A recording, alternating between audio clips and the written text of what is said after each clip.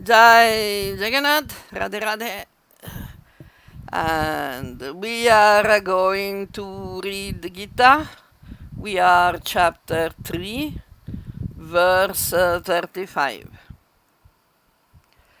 This is a very interesting verse, which also requires a lot of, deep understanding. It's a famous verse, often misused. So the verse is Shreyam Swadharmo Viguna Yad Paradharma Dharma. Okay, I'm starting to get a problem. Paradharma. Swanustitat. Okay, paradharma. Like, if it is better to perform one's own duty even with some imperfections or mistakes, or even if this means meeting with death or destruction, rather than successfully engaging in the duties of others, which is a dangerous choice. Paradharmat swanustitat. Paradharmat swanustitat. Swadharme nidhanam shreya paradharmo bhayavaha. Bhayavaha, it's dangerous. Now, the people who identify with the gross material body and have birth prejudice believe that the Swadharma is assigned by social, beliefs, by Lokika Shraddha. Means if you were born in a family of Brahmins, that's your Swadharma. You need to be a Brahmin. So even if you are a very lousy Brahmin, it's better you stay a Brahmin rather than, stepping down and do something that is more suitable for your real potential. And this is a disaster. The point is what people don't understand, that the Swadharma is based on guna and karma.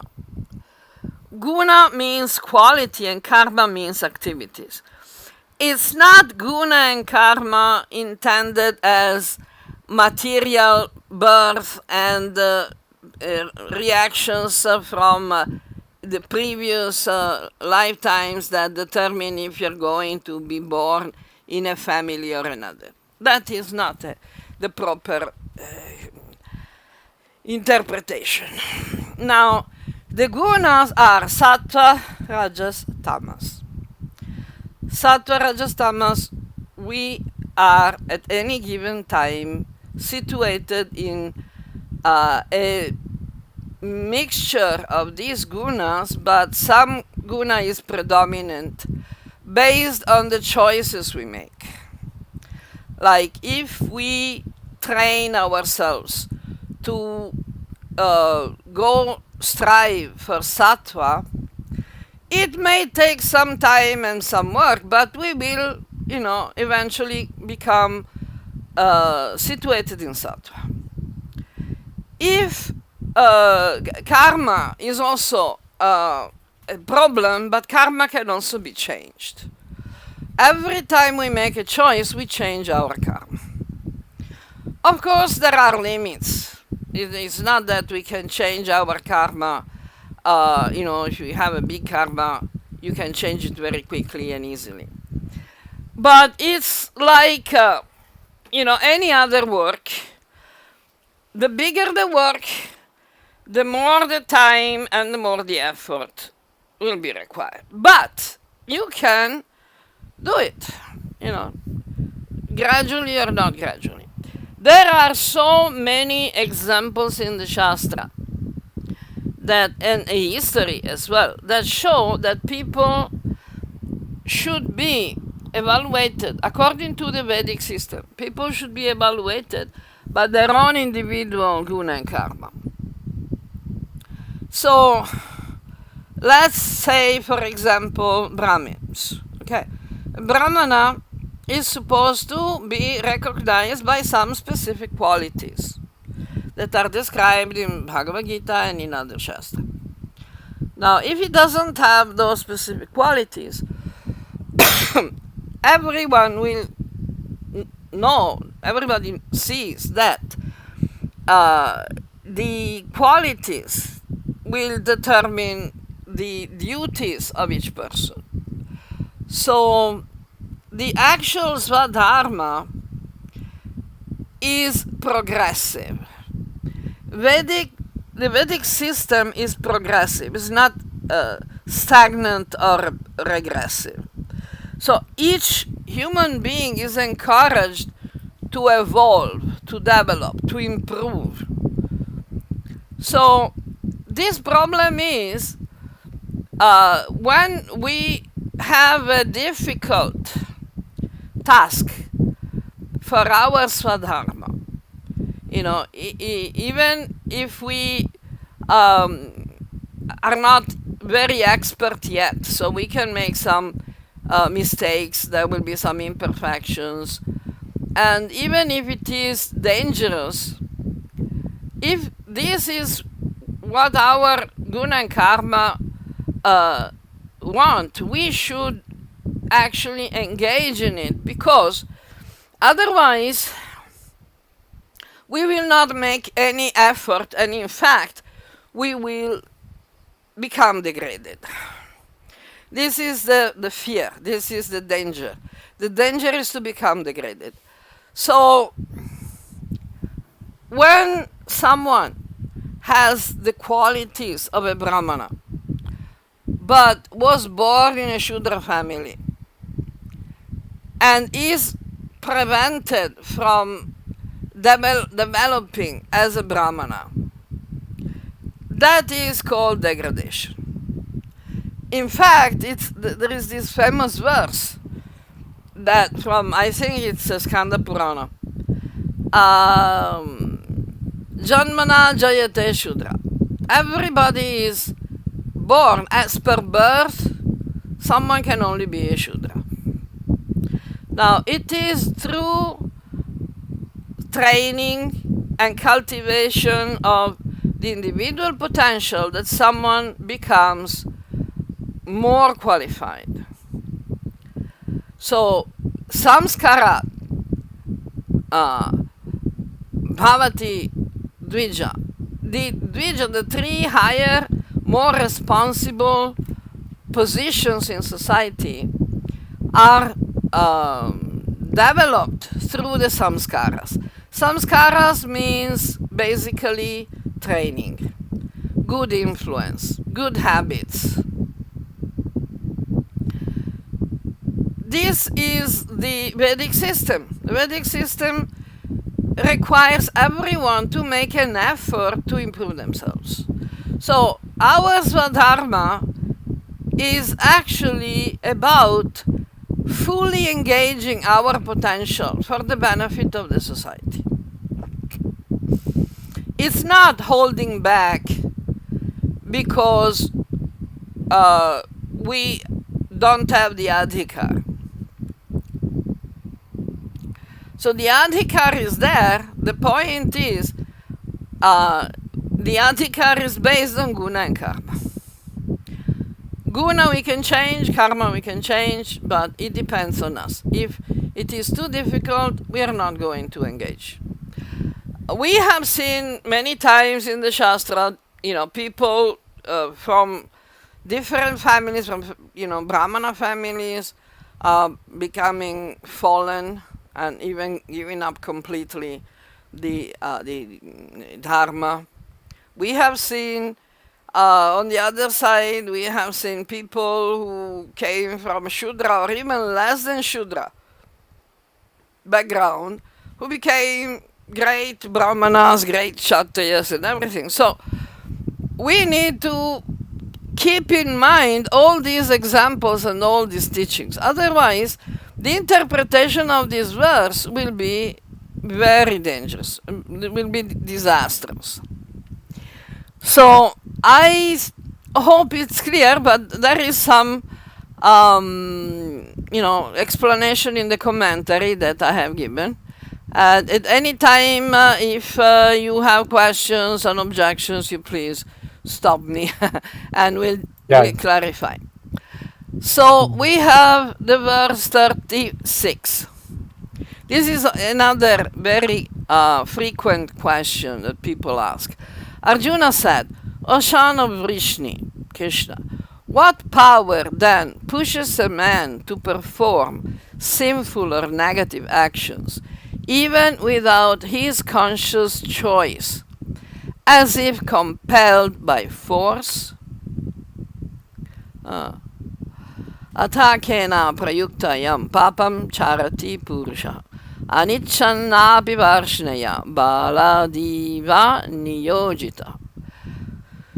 So, when people don't consciously, deliberately choose to do something bad, but they're pushed, they're compelled to act in a bad way, what is the reason?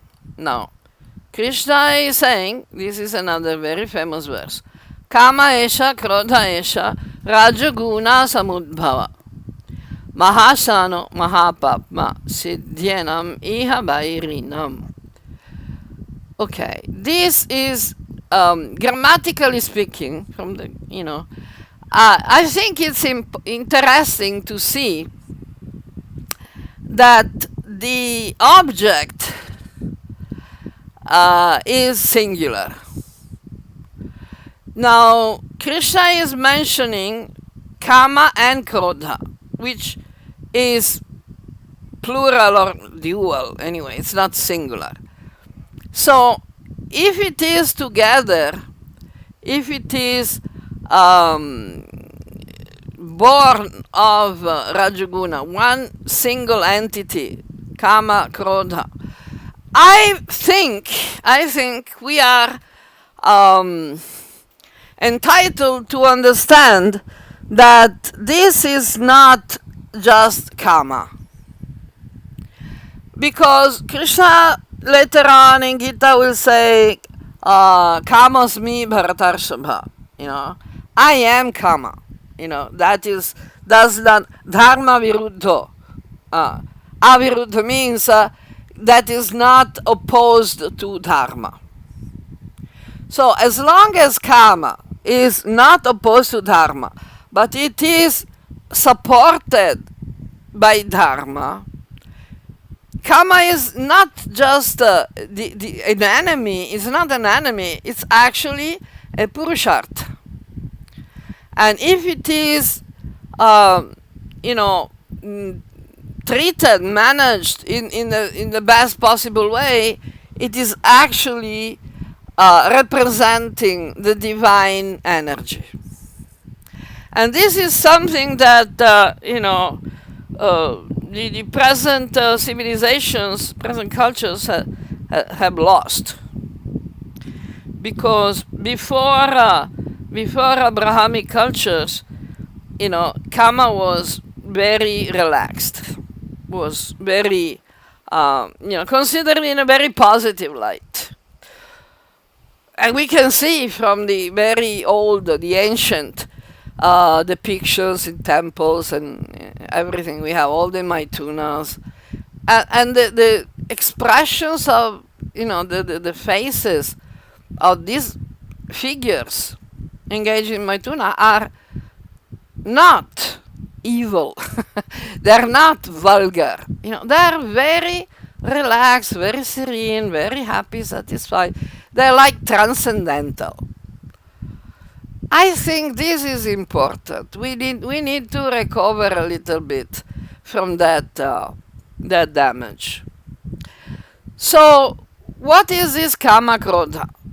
This is the angry lust. Krodha means anger.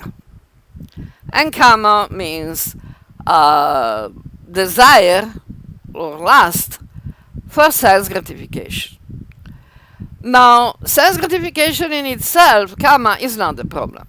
The problem is the obsession with sense gratification and the identification of ourselves and others as bodies. So, when someone is lusty in a very, rajasic level, at a very rajasic level, if when the actual when the engagement in the sense activities is not giving the expected satisfaction for one reason or another, this lusty person becomes angry. And this is a problem. This is the angry lust that is not just directed towards the bodies, but towards the objects, because we want to enjoy the possessions, the objects, the position, the power, the fame, and everything. So it's not just, having, physical relationships with the, in a sexual manner. It's everything that a lusty person wants to possess and enjoy. And of course, this is not going to give happiness, because, it's actually never satisfied. Because the real happiness doesn't come from there. The real happiness is inside us. So if we are totally balanced and we find our pleasure, our satisfaction from the Atman, then whatever engagement our body, senses, and mind will connect to for the sake of the body, senses, and mind, not for our sake, not to make us happy, but to give the proper nourishment to the body, senses, and mind. That type of sense engagement is not creating karma. Like Krishna says, guna guneshu vartate. The gunas need to be engaged in the gunas. The material body, senses, and mind are made of gunas. So they are constantly transforming. They're constantly changing. They're constantly active, because the material nature is always acting, always transforming. So depending on our choices, we can change the orientation of our gunas, and therefore we can change our bodies, senses, and mind. Is that clear?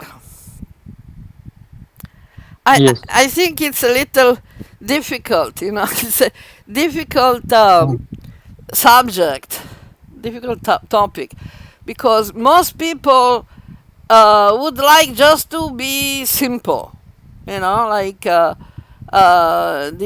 Abrahamic idea of good and bad, we have commandments, so you do this, good, you do that, is bad. This is a very simple-minded approach to life. And it's not going to help much. So we need to go a little deeper in the understanding of, reality of ourselves, the matter, Purusha, Prakriti, and the interaction of the gunas. This is the main message of the Bhagavad Gita. Bhagavad Gita doesn't give orders, doesn't give commandments, doesn't give rituals, doesn't give requirements. It just gives scientific knowledge. It says, if this is, you do this, this will happen. So it's scientific. You get the information, then you apply and verify and see that it is actually so. So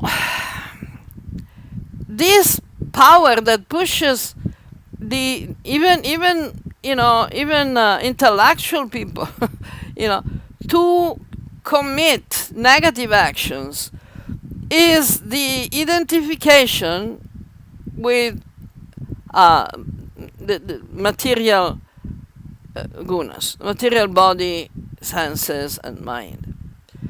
So if we identify with the body, with material body, of course we will identify with the needs and feelings and desires of the material body.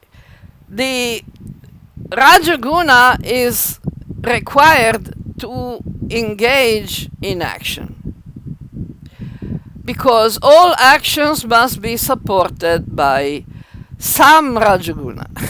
If we are only in Sattva Guna, we'll just be sannyasis. We are, just going to think about, meditate and not do anything. But Krishna says, even to support your own body, you have to work. So this work comes from Rajaguna. Rajaguna supports this action. It gives the push. Now, the problem is that Rajaguna, if it becomes too powerful, too strong, and motivated by tamas, but the ignorance of body identification, can easily lead to degradation. Rajaguna has to serve sattva, and even Shuddha sattva, the pure sattva, to help us engage, engage our body, senses, and mind into the beneficial work for the benefit of all beings. Sarva Bhutani. All the beings, we should work for the benefit of all the beings. Krishna also says that many times. Is that clear until now? Yeah, clear. But one point. Yes. Like we were talking about calm, that we have to change our perspective. It's not that always we have to see it in negative terms. But on the other hand, we also condemn the the description of paradise, how in one of the Abrahamic religion it is described. Of course, yeah. Because so why we should condemn that? Yes. Because these ideas of paradise on in the Abrahamic ideologies are material paradises. There is sense gratification in which we go there to enjoy. And this is the ahankara and mamatva.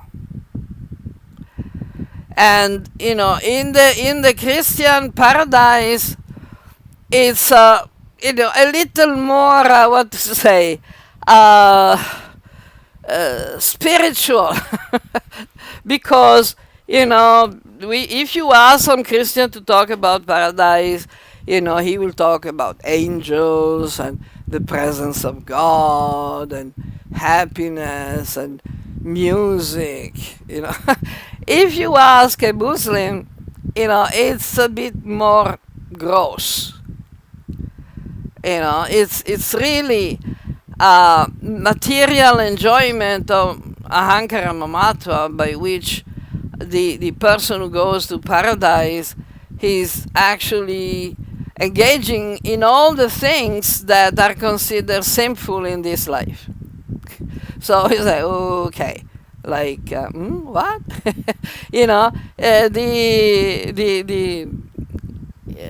The Muslim that goes to the Muslim paradise, they're getting drunk all the time, they're drinking all the time. And they have 72 girls and the descriptions and everything. plus 11 little boys to use in the same way. Like, and people say, oh, wait a minute, is that paradise? You know, the Jews have still another idea of paradise. And their paradise is on this earth itself.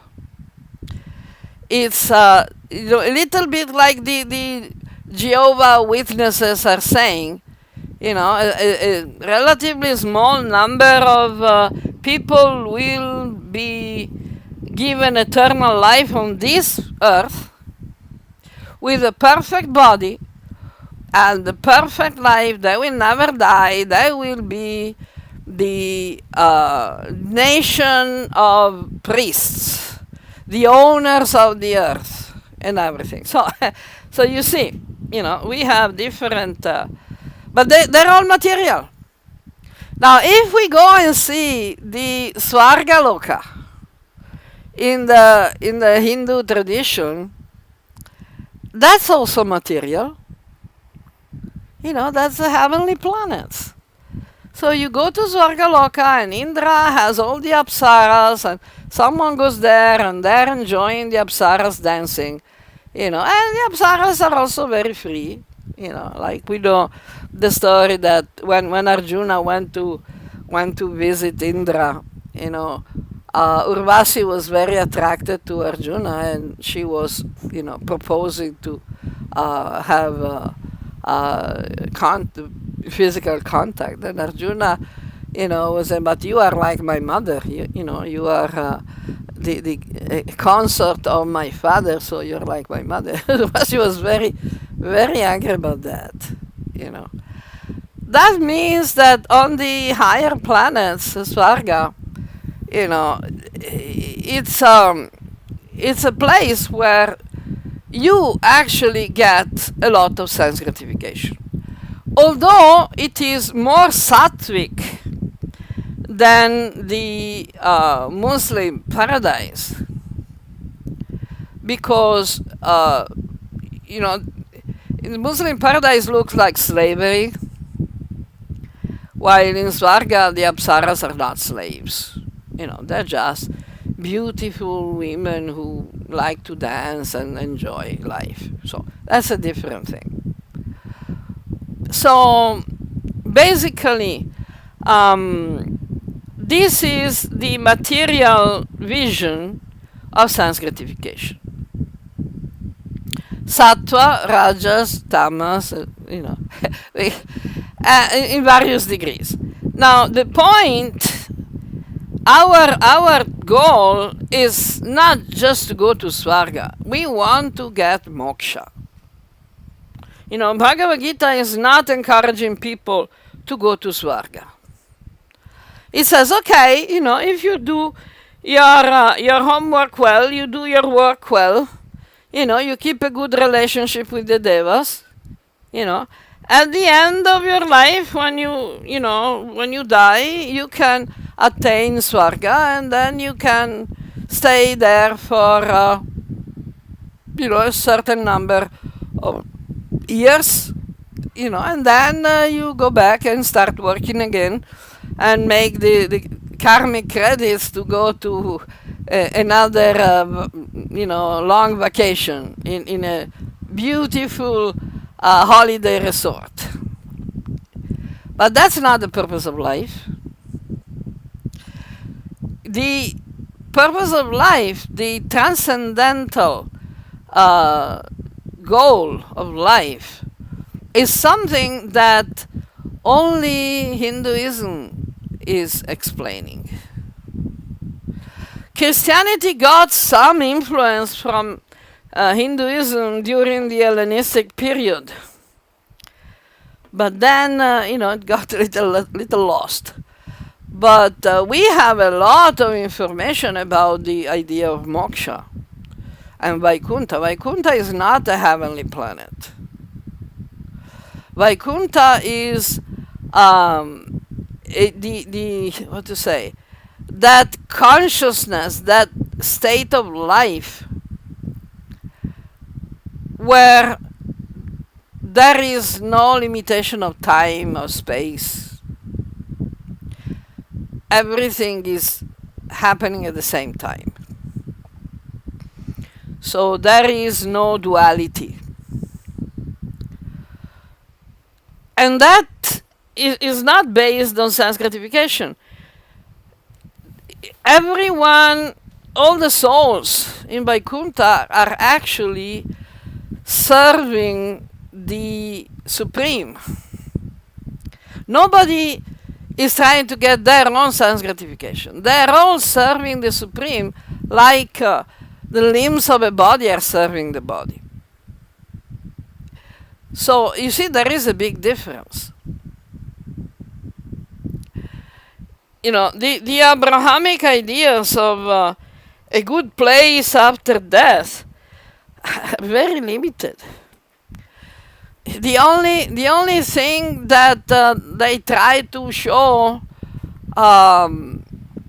you know, to make them more attractive is they say it's eternal. You are never going to lose them, but that's not you know that's not so important, and in fact it's not even true, because if we go and see, you know, they have this idea of the end of days and, you know, whatever, and if we just go there to have some sense gratification, maybe it's a little boring as well, you know. There is no real freedom. You're stuck there, even in paradise, you know, in heaven. I think at some point you get tired of all this wine and women. You know, you want to do something better. You know, there's nothing better on the menu. So is that answering your question? Yes. Okay. Then we have 38. Like fire is covered by smoke, like a mirror is covered by dirt, like the embryo is covered by the womb, similarly the consciousness is covered by this anger and lust. So there are different degrees, different levels, different thickness. So the sattva is just a little dust on the mirror. Just a little smoke that comes from the fire. Rajas is like the dust on the mirror, and the tamas is like the womb covering and you know, constraining the embryo. So even if there is a little smoke, you can see the fire. You can see through the smoke. It's not, you know. Also, smoke can be more or less. Usually, you can also make fire without much smoke. You know. So, in sattva, you have the least amount of anger and lust, because you are more satisfied in yourself. You know, you're you're simple. You're self-satisfied. You're peaceful. You're detached. So, you know, it's there's not much to stop you from being actually happy. Then 39. A son of Kunti, Arjuna, this too, lust and anger, this cover even the knowledge of the wise person. So Amritam Jnanam Etena Janina. Etena, these two. Now it's talking about the two, by these. Actually, it can also refer to the various degrees. The plural is not dual, if I'm not mistaken. So probably it refers to the various degrees. These Kama and Krodha are the perpetual enemy and all-consuming fire. Nitya Vairina Kama Rupeya. dushpurena adalena cha. 14. It is said that the senses, the mind, and the intelligence are the seat of this angry lust, as this angry lust confuses and covers the knowledge of the embodied being. Esha, this Parama Karuna. The senses, the mind, and the intelligence. 41. Therefore, O best of the Bharatas, Arjuna, you should engage the senses in a regulated way first, or also engage the senses from the very beginning, and then totally abandon the great cause of sinful actions, or in order to vanquish this great cause of sinful actions that can destroy knowledge and wisdom. This is interesting because Krishna is definitely not recommending repression or denial. Krishna says that one should gradually become detached, should engage the senses in a regulated way from the very beginning, and especially focusing on sattva. And then, if we keep focused on sattva, we keep engaging the senses in sattva and then in Vishuddha sattva, naturally the angry lust will disappear.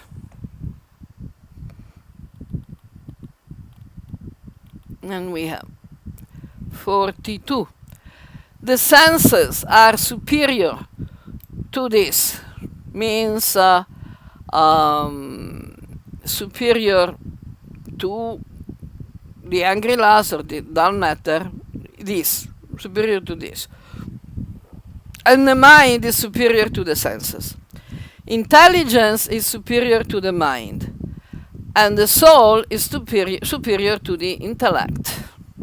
So the Atman can do it. It's not a big deal. We can do it.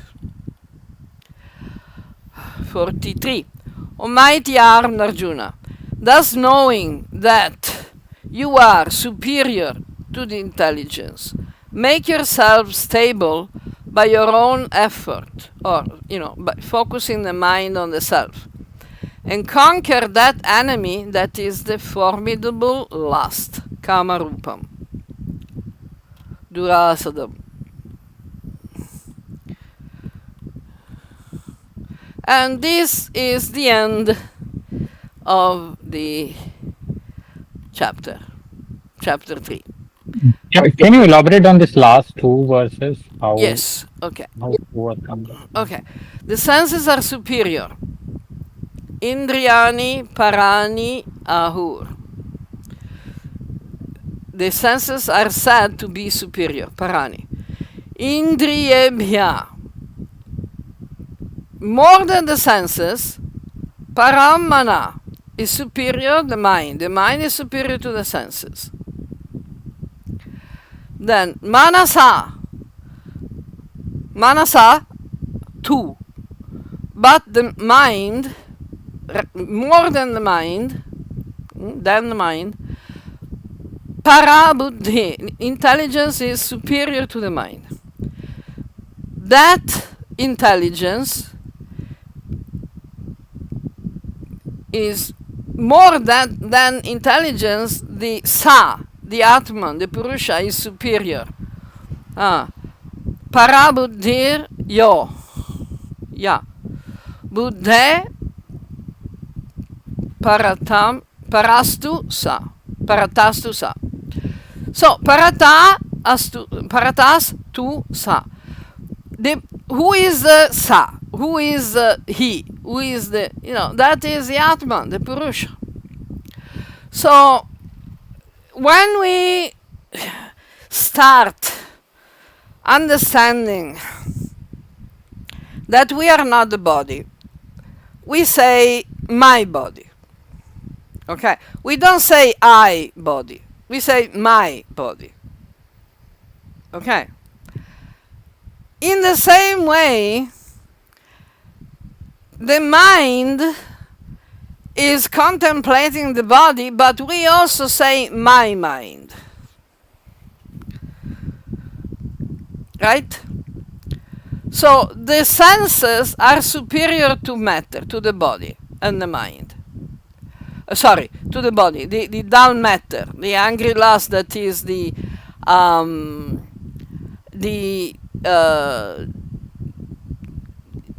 frustrated material identification with the gross physical body. So the senses are superior in the sense that we have the body, the senses, and the mind. The senses are managing the body. We have, the five senses of perception, five senses of action, and then we have the five internal senses. So all these senses are faculties that use the body. The senses tell the body what to do. No? So you smell something good, some good food, and your senses tell your body to go where the good food is. So the senses are controlling the body. The touch, the sound, the voice, the vision, the eyes, the eye vision, and everything. All the senses are actually driving the body. Okay, but the mind is driving the senses, because through the antakarana, through the internal senses, the mind chooses how to engage the senses. Like the sense, let's say for example the sense of taste or the sense of hearing. Okay, the sense of hearing is directing your your eardrum to perceive and interpret the sound. But the sense of hearing doesn't make any difference between a pleasant sound and an unpleasant sound. The sound is the same, pleasant or unpleasant. That's how your hearing, sense of hearing will get it, without any judgment. Who is making the judgment if this sound is good or not? That's the mind. So the mind is controlling the senses. The mind can tell the senses whether to work or not. For example, sometimes you may have had this experience of trying to find something, some object, and you're looking everywhere, and you have it in your hand. Like eyeglasses. The eyeglasses are a famous example. You're already wearing your eyeglasses, but you're looking for your eyeglasses. And your mind is preventing your senses from realizing that, they're just there. And the same for, car keys or, the whatever things in the kitchen you're looking for. Anything, because the mind is telling the senses, is directing the senses what to do, what not to do. Another example is, if you go to live near the railway track or near a waterfall or near a traffic road, after a few days you get used to it. You don't even hear the sound anymore. You don't even notice. Why? Because your mind has decided to tell your sense of hearing that is not something you should be concerned about. And this is the principle on which the pratyahara works. In the practice of yoga, we have yama niyama, asana, pranayama, and pratyahara. Pratyahara Krishna will explain in Gita, it's like the tortoise that withdrawing the limbs inside the body. Because the mind tells the senses, don't worry about the things that are happening. You don't even notice them. Which is translated as withdrawing the senses from the sense objects. So we know that the mind is superior to the senses, is more powerful than the senses, can control the senses. Who can control the mind? Intelligence. When your mind is telling you, how fun it would be to jump from the roof, because sometimes the mind comes up with, stuff like that. Then intelligence steps in and say, no, don't do it. That's intelligence. The mind comes up with all sorts of stupid ideas. Like mind, goes and sees, a big, pot full of gulab jamuns, And the mind says, whoa, gulab jamuns, I can eat the whole pot. Now, and intelligence says, nah, not a good idea. Don't do it. So intelligence is superior to the mind. And we should give it, a little more strength than, we should listen to intelligence more than we listen to the mind. We should listen to the mind more than we should listen to the senses. And we should listen to the senses more to how much we listen to the sense objects. So, but above the intelligence, the intellect, is the Atman. Is that clearer now? Yeah. Okay. So I'm going to the next verse, huh? Or you want to elaborate more on this one? No, I think that's okay.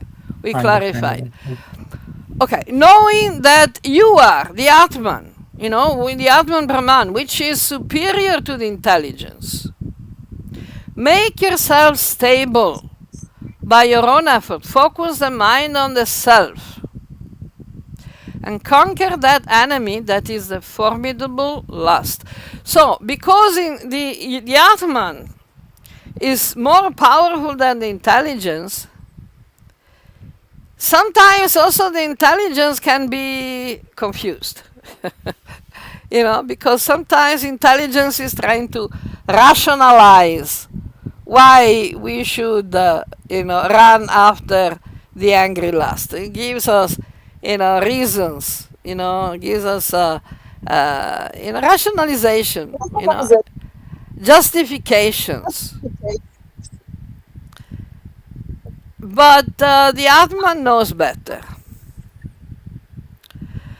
So when we focus on the Atman, when we focus on the real self, engage ourself in the self, then automatically the intelligence is controlled, the mind is controlled, the senses are controlled, the sense objects are controlled, in the sense our relationship to the sense objects is controlled.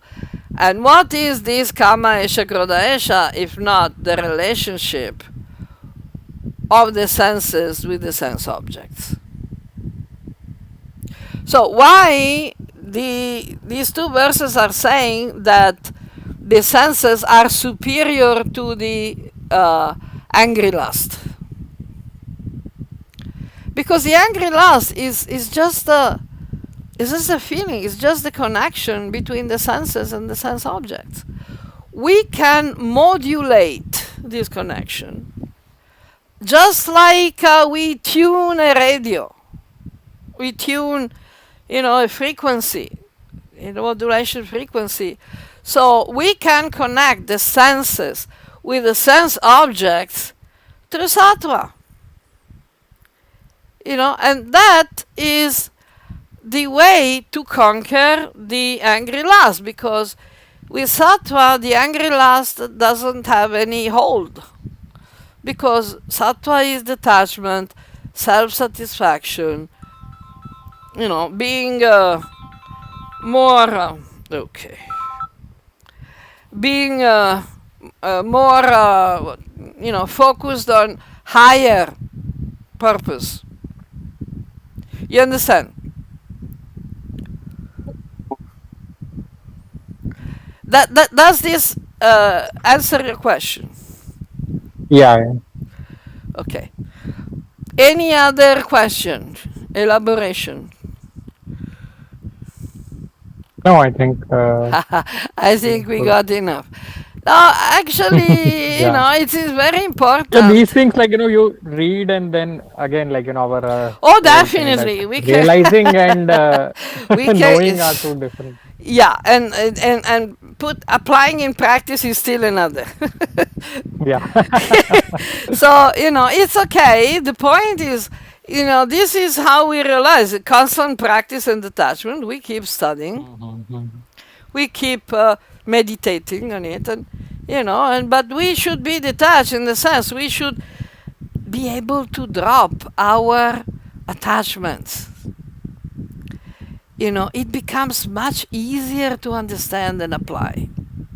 Because what is keeping us from actually understanding and from actually putting in practice? What? The only thing that is keeping us is ahankara and mamatra. When we have contrasting beliefs, it's called cognitive dissonance, right? Because we believe something else, so we cannot see it. We cannot understand because we are strongly convinced, we have strong beliefs. We think that, it cannot be like that. So there must be some other interpretation. And that's the obstacle. Because if we become detached from any conditioning, from any previous belief, then we can more easily actually understand and then apply. Okay, nice. Okay.